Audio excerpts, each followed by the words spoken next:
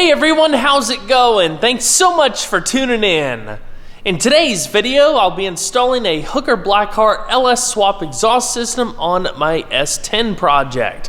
For those of you who haven't catch the last episode, I put a link to it down in the description below. We finally kicked off the LS start. Everything's going pretty well so far. There's a few little kinks I have to work through here and there, but all in all, the powertrain is bolted in the truck, the drive shaft is in. Very, very cool. So I've got the entire exhaust laid out on the floor right behind me, including the headers, which I recently got coated by Jet Hot High Performance Coatings. I'll talk a little bit more about that later, but it's all gonna look very, very sweet. So without further ado, let's start to unboxing some of the hardware and see what we gotta do to put this thing on.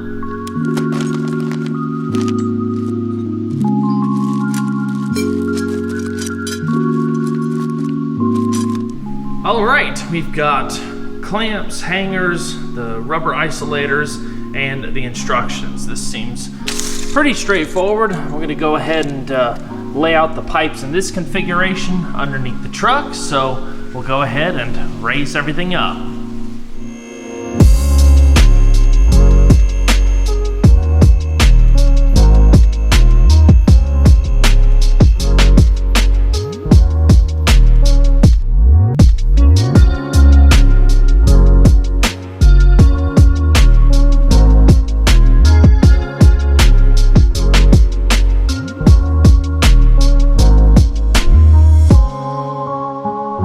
Now that I have the exhaust pretty much laid out, I have an idea of how it's going to end up being routed. Hooker Blackheart actually offers a few different exhaust systems for LS swap and an S10. You've got the traditional dual exit like I have. They also make one where it's a single exit on the passenger side, kind of like a setup that would have been from the factory, so pretty low key. They also have a exhaust that dumps out like right behind the cab, so just kind of depends on what you're going to be using your truck for and all that jazz, you know, personal preference type stuff, but I love the classic duals. So I think now that I have everything kind of set up here, I'm going to bring the truck back down, go ahead and install the headers, and then we'll work our way front to back. A couple other things I want to show you guys right quick, just as a follow-up from the previous video. Some of the issues that I had with fitment and stuff really just boils down to my use of additional aftermarket parts that weren't necessarily designed by the Hooker Blackheart LS swap system. Meaning like the valve covers that I got from Holley, the MSD Pro coil packs, like all of it looks really, really nice. These are the standard height valve covers that Holley offers.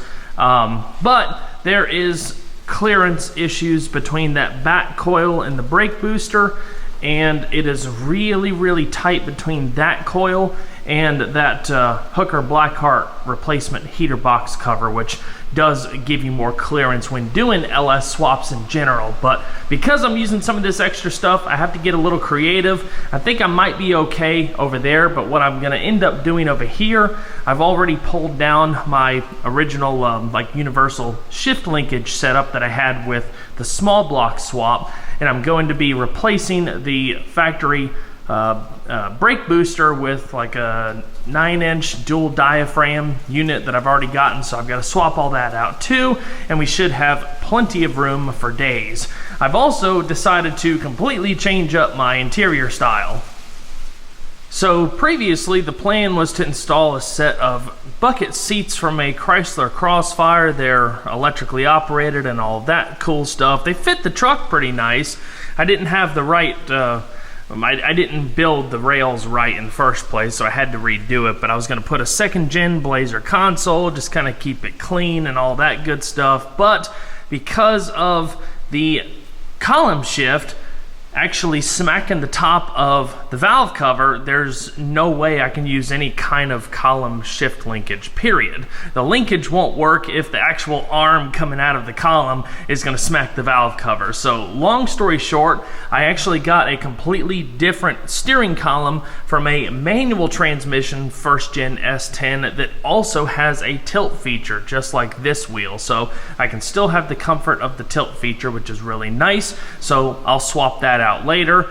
being that I'm going to be ditching the column shift, I ended up ordering this low car shifter. It's like the perfect height. I think it's like 12 inches or something. It has that one single bend right there. It's got the gear indicator stuff on top of that polished knob, and it feels really, really nice. I'll talk about that later, like towards the end of the video or so, but I just kind of wanted to give you guys an update as far as how some of the other stuff that I'm going to have to deal with is affecting other portions of the build. Oh, and of course, I'm going to end up going to a bench seat. So I like the classicness of a bench seat. It's simple. To be perfectly honest, I didn't want to have to do all the modifications to get the other seats in the console to fit because this project has dragged on long enough. It seems like the never-ending project, and I like bench seats. So win, win, win, win, win. I'm going to have this one completely redone and reupholstered with custom detailing and stuff to match the overall theme of the truck, but I'm really excited because you don't see a whole lot of extended cab S10s with a bench seat like this unless it was like a base model. I actually pulled this one from a regular cab Tahoe trim, like a 93 model or something, and it bolted right in the existing bolt holes, which is perfect. And aside from looking atrocious, works great. All the springs underneath are fine, so we've got a really good foundation to build a nice seat off of. I'm excited. All right, that's enough of me blabbering for the moment. Let's install us some headers.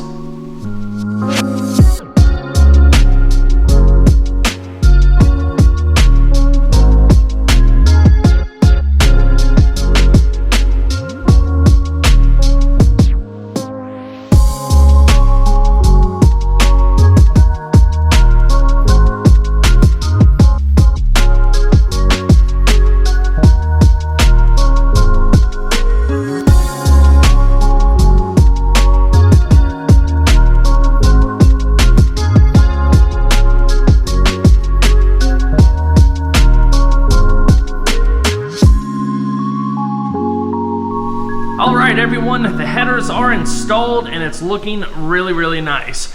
Being that I'm basically blacking out the whole engine bay this time versus how this truck was set up prior with the orange block and all the chrome and all that good stuff, I am really glad I ended up getting that classic polish from Jet Hot. Not only is it going to provide a little bit of contrast, there will be some other polished bits here and there, but for the most part everything's going to be black. But the nice thing about this particular coating is that it is more on their budget end of the spectrum, but it has their highest effectiveness. Like this has really, really low emissivity ratings. So compared to just having the Blackheart headers raw stainless, this is going to emit a lot less heat into the engine bay, which there's not a whole lot of room in the engine bay of these trucks to begin with. And if you can just keep things a little bit cooler, you know, there's never anything wrong with that. So I'll include Jet Hot's link down in the description box below because they not only offer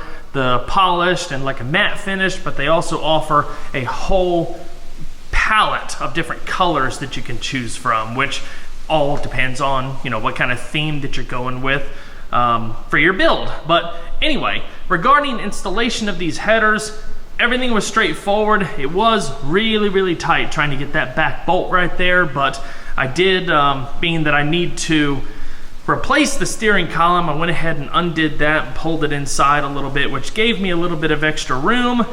That was just something that I had to do, not necessarily something that you will have to do, but I figured I would let you guys know anyway. In the instructions, Holly mentioned that you might want to undo the motor mount bolts and pull up the motor a little bit for extra room. With what I'm working with here, I didn't have to do that, thankfully. I just took the coil packs off to give me some extra room up top, but the headers just slid in place from the top side. So I'm very, very thankful for that. So still a little bit of work, but not near as much work as putting headers on a classic small block Chevy, let me tell you. But very, very happy with this so far. So now let's just get the truck back up in the air and start piecing together the rest of the exhaust.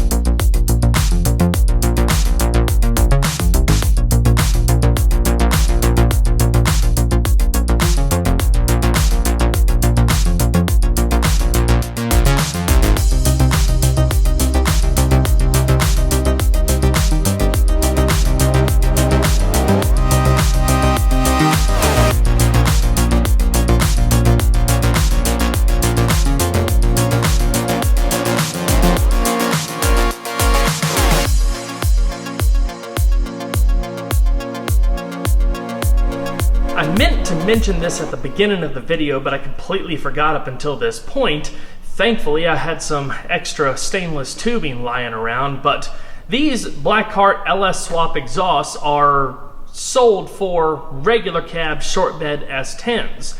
So when you go to put it on an extended cab or a regular cab long bed S10, you're gonna have to fill in the gap right here with some extra pipe. So I've already got the muffler mounted. All the other pipes are in place. That worked out really, really nice. And I went ahead and hung these where they need to be hung, just so I have a good idea of the gap right here. So I'm gonna take my extra tubing, measure twice, cut once, basically just enough to fill this gap right here, and we'll be ready to rock.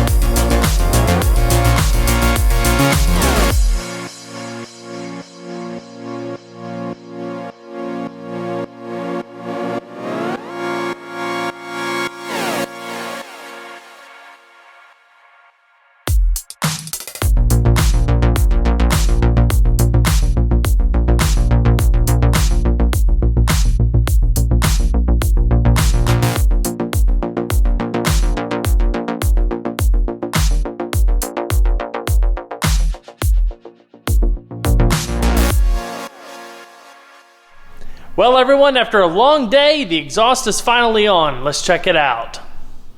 I'm not gonna lie, I am upset that I'm not able to fire this thing up for you guys. I guess we'll just have to wait for the first startup, but I'm still waiting on the Terminator X Max system from Holley. That's gonna control the engine, transmission, have self-learning fuel mapping, and all sorts of good stuff. But in the meantime, this is a major step towards completion. I just got my accessory drive not too long ago, so I'll film a video of installing that in the near future as well. The overall fit and finish and quality of this system really is quite good. It's definitely worth the money. Everything is 304 stainless steel, so you have that good longevity. I did have to do a whole lot of test fitting and undoing and redoing throughout the day, mainly because of the extra length that I had to put in the pipes.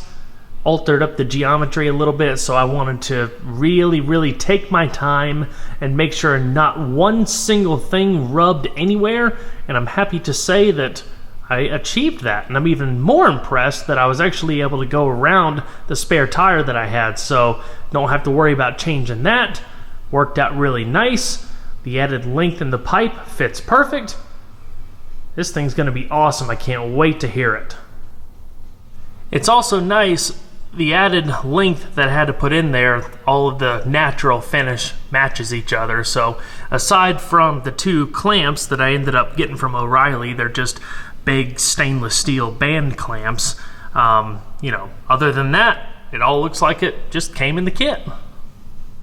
Well everyone, that's gonna wrap it up for this video. With the exhaust taken care of, I'm now gonna start working on getting the accessory drive parts together and film the video of installing that. In the next video, I'll also unveil the new wheels that I have for the truck. I'm changing up the entire setup. It's gonna look really, really nice. Other than that, I'm gonna work on some of the other things that I talked about earlier in the video, like replacing the steering column and the brake booster and all of that, which, you know, is boring. Nobody's gonna care about that. But anyway, I will update you guys on the progress of all of that other stuff in the next video, so stay tuned. If you haven't subscribed already, consider doing so, because of course there's always a lot more content where that came from. And if you enjoyed the video, don't forget to leave a like down below, because it really helps the video a lot. I'll see you guys on the next one. Take care.